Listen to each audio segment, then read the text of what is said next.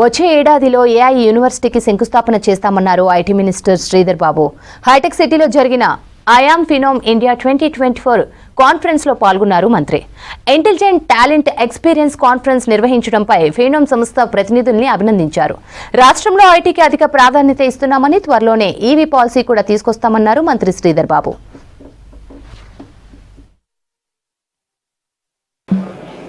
ఒక $1 బిలియన్ కంపెనీగా ఎదిగి ఈరోజు రాష్ట్రానికి, దేశానికి అంతర్జాతీయ స్థాయిలో వారి ప్రోడక్ట్స్ ద్వారా సేవలు అందిస్తూ మరి మన హైదరాబాద్ నగరంలో ఈరోజు వారు నిర్వహిస్తూ ఉన్న ఫినోమ్ హ్యూమన్ రిసోర్సెస్కు సంబంధించిన ఒక ప్రధానమైన సదస్సుకు సంబంధించి ఇక్కడ సమావేశమైన 400 పైచిలుకు ఈ హెచ్ఆర్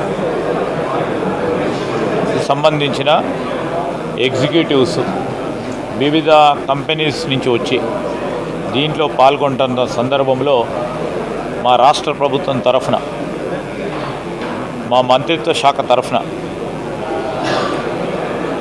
రాష్ట్రంలో ఐటీ రంగానికి అభివృద్ధికి పెద్ద ఎత్తున సహకరిస్తూ ఉన్న ఈ హెచ్ఆర్ ప్రొఫెషనల్స్ కూడా మేము హృదయపూర్వకంగా వారికి అభినందనలు తెలియజేశాం.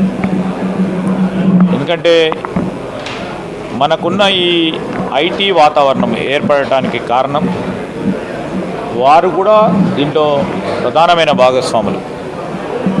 రేపు రాబోయే కాలంలో మరి అనేక కంపెనీస్ ఇక్కడ రావాలి, ఇక్కడ స్థిరపడాలి, మన ప్రాంతవాసులందరికీ కూడా ఉపాధి కలిగియాలి అనే ఒక ప్రయత్న భాగంలోనే ఈరోజు వారు హెచ్ఆర్ కంక్లేన్ ఫినోమ్ కంపెనీ వారు ఇలాంటి సదస్సు నిర్వహిస్తూ మరి ఈ సదస్సు ద్వారా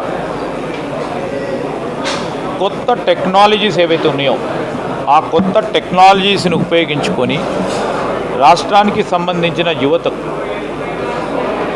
ఒక మార్గాన్ని చూపెట్టే విధముగా ఈరోజు జరుగుతున్న వారి కంక్లేవ్ ఉపయోగపడుతుందని మా అభిప్రాయం.